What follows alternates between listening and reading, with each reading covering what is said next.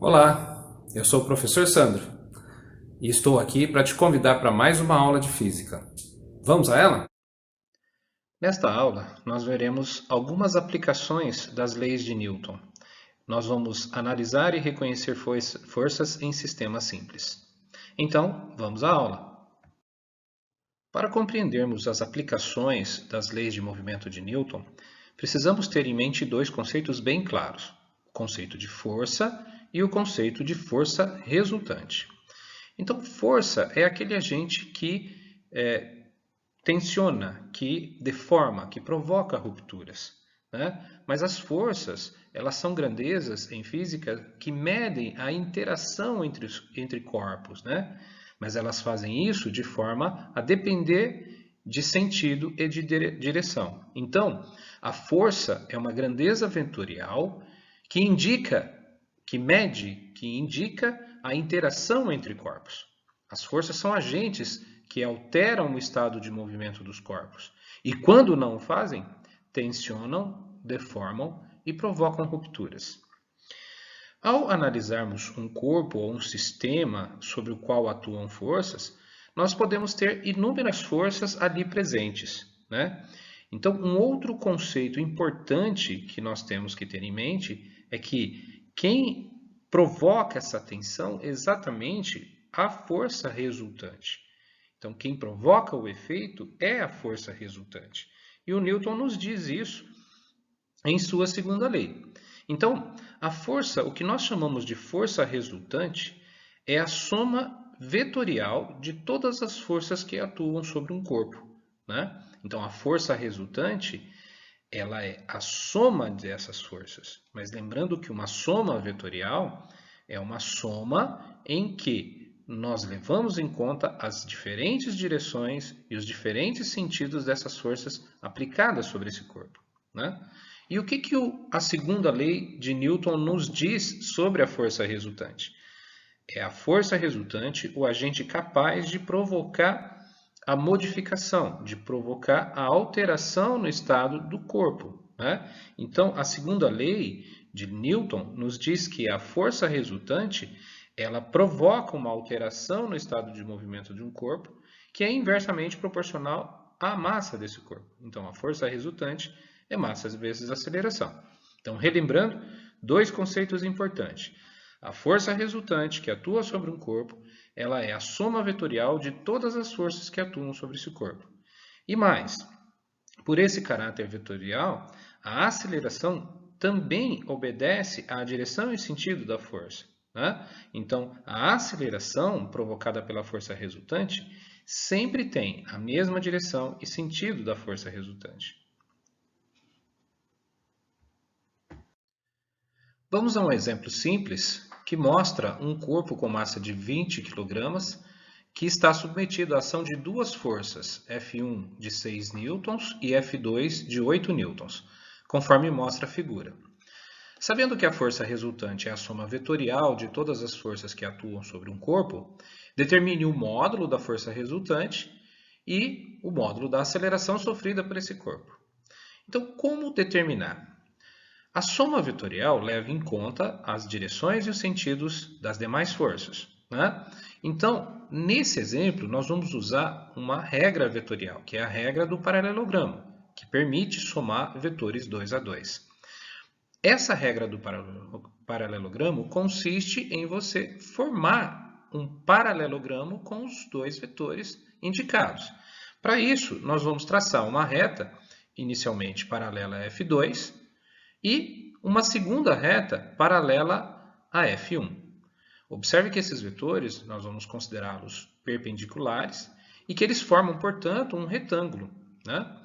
A regra diz que o vetor resultante entre esses dois vetores é a diagonal desse paralelogramo, sendo que a origem é na origem dos vetores e a extremidade desse vetor é o vértice oposto.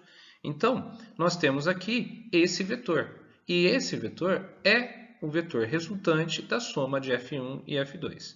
Então, esse vetor é o vetor força resultante. Então, nós já sabemos a direção e o sentido do vetor força resultante. O que nós precisamos fazer agora? determinar o módulo. Qual a intensidade dessa força? Qual o valor dessa força? Né? Então, para isso, nós vamos usar a geometria simples. Né? Nós vemos que, por ser um retângulo e as forças serem perpendiculares, então nós temos um retângulo. E esse retângulo forma dois triângulos retângulos. Triângulos retângulos nos lembra Pitágoras. Então, eu sempre posso aplicar o teorema de Pitágoras quando os vetores são perpendiculares. E nesse caso, a força resultante é a hipotenusa. Então, ficamos que a força resultante ao quadrado, o módulo da força resultante ao quadrado, né, é igual ao módulo do F1 ao quadrado mais o módulo do F2 ao quadrado. Como nós temos esses valores, nós podemos substituir e facilmente encontrar o módulo da força resultante. Então, a força resultante ao quadrado vai ser 6 ao quadrado mais 8 ao quadrado, que dá 36 mais 64. Somando esses dois valores, nós chegamos que a força resultante ao quadrado é 100. Para extrair esse quadrado da força resultante, a gente extrai uma raiz, né? E nós chegamos à conclusão de que a força resultante sobre esse corpo tem intensidade de 10 newtons. Agora, como determinar o módulo da aceleração sofrida pelo corpo?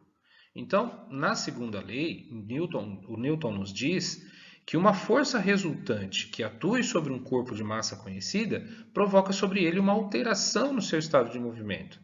Essa alteração, de uma forma simples, é a aceleração. Né? Então, essa aceleração vai ser tão maior quanto menor for a massa do corpo. Se a massa é grande, a aceleração é pequena. Se a massa é pequena, a aceleração é grande. Então, quem determina essa relação de causa e efeito é a segunda lei de Newton. Então, a força resultante é massa vezes aceleração. Como nós temos a massa e temos a força resultante, fica fácil determinar a aceleração. Substituindo, a força resultante é 10, a massa é 20, e nós podemos isolar a aceleração. Então, passando 20 e dividindo, ficamos que a aceleração é 10 por 20, então esse corpo vai ser acelerado em meio metro por segundo ao quadrado. Observe que a aceleração ocorrerá exatamente na direção e no sentido em que a força resultante aponta. Relembrando a terceira lei de Newton, Newton nos diz que a toda força aplicada a um corpo existe uma força de reação em sentido contrário de mesma intensidade.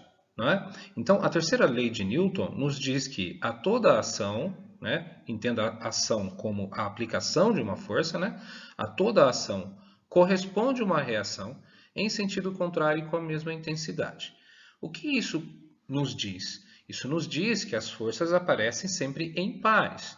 Então, nós temos um exemplo aqui de como essas forças aparecem. Uma mola é um sistema flexível, né, que amortece impactos. Então, aqui nós vemos que uma esfera lançada contra uma mola com uma certa velocidade, ao atingir a mola, ela vai forçar. Então, a esfera vai forçar a mola. A mola, por sua vez, ela exerce uma força de reação sobre a esfera, né, de igual intensidade, que nós chamamos de força elástica.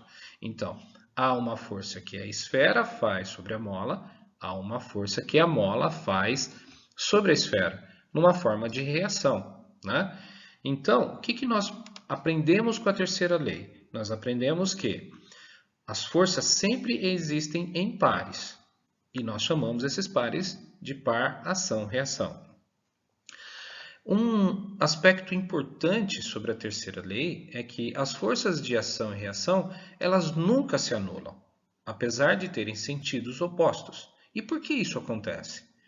Porque observe que elas atuam em corpos diferentes.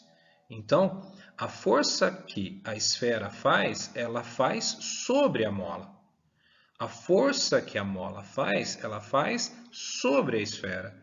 Então, não há como forças que atuam sobre corpos diferentes se anularem. Para que elas se anulassem, elas teriam que atuar sobre o mesmo corpo. Então, as forças de ação e reação nunca se anulam. E qual é o motivo?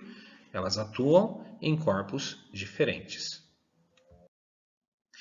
Vamos a uma primeira aplicação das leis de Newton, uma aplicação bastante simples. Então, ele diz o seguinte: o esquema abaixo representa dois blocos A e B, com massas respectivamente iguais a 3 kg e 2 kg, sujeitos à força de intensidade 30 newtons. Despreze o atrito entre os blocos e o piso horizontal e determine a aceleração dos blocos, a intensidade da força que o bloco A aplica sobre o bloco B. Observe que, desprezando seus atritos, o problema se resolve de maneira bastante simples. Então, como resolver esse problema? Nós temos a aplicação de uma força sobre dois corpos. Bom, primeiramente, nós temos que lembrar que uma força resultante provoca uma aceleração. Então, nós queremos a aceleração dos blocos. Então, o problema consiste em encontrar a força resultante. Nesse caso, como não há outras forças além da força de 30 newtons, né, nós podemos dizer que essa força de 30 newtons ela é a força resultante sobre os blocos. Então, se eu considerar que esses dois blocos formam uma única unidade com massa igual à soma das massas de cada bloco, então nós podemos aplicar diretamente a segunda lei de Newton.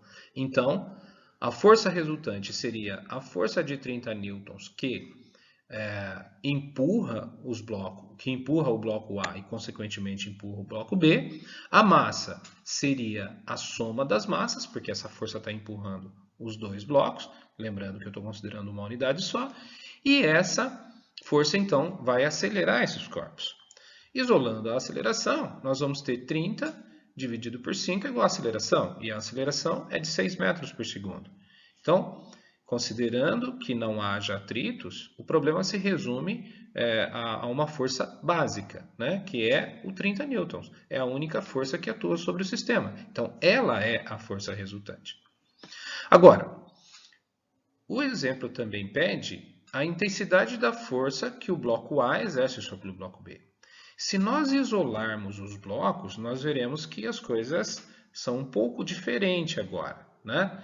Se eu olhar para o bloco B, eu vejo que quem empurra o B não é necessariamente a força de 30 newtons, mas sim o bloco A, que por sua vez é empurrado pela força de 30 newtons. Mas quem empurra o B é a força que A exerce em B, né? Então, o bloco B sente um empurrão, né? Então, essa é a força sobre ele, né? Então, a força resultante sobre o bloco B é a própria força AB, é a força que A exerce em B. Aplicando a segunda lei de Newton especificamente para o bloco B, nós temos que FAB é igual a MB vezes A, ou seja, a força resultante é a massa do corpo vezes a aceleração. Como eu estou considerando somente o bloco B, eu considero somente a massa de B. Mas a massa de B e a aceleração nós temos. A massa de B é 2, a aceleração é 6. Por quê? Porque ambos os blocos têm a mesma aceleração. Então, a força que A exerce em B é de 12 newtons. Problema terminado. Mas eu também posso, se quiser, equacionar o bloco A, né? Se eu olhar para o bloco A, o raciocínio é idêntico. Só que agora eu tenho uma força de 30 newtons empurrando para a direita e eu tenho uma força de reação que B exerce em A. Mas como essa força de reação? É porque o A empurra o B. Mas o que o A sente? Enquanto o B sente um empurrão de A, o A sente uma dificuldade de vencer a inércia de B. Então, B é um empecilho para o movimento de A. Então, existe uma força que atua em sentido contrário. Então, FAB e FBA são forças de ação e reação. Uma atua sobre A outra atua sobre B. Equacionando o problema para o bloco A, nós vamos ter que a força resultante sobre A vai ser 30 newtons, que é a força que empurra, menos a força que resiste, a força que é um empecilho ao movimento do A. Então, FBA, 30 menos FBA. Isso é a força resultante. Se é a força resultante sobre A, então eu uso a massa de A e a aceleração. Como eu tenho a massa de A e a aceleração, eu posso encontrar a força BA. E nós vamos chegar à conclusão que 30 menos FBA é igual a 3 vezes 6, porque a massa de A é 3. Então, nós vamos ter que FBA é 30 menos 18 e que FBA é 12 newtons. Observe que a força que A exerce em B vale 12 newtons. A força que B exerce em A também 12 newtons. Ambas têm sentidos contrários, conforme prevê a terceira lei de Newton.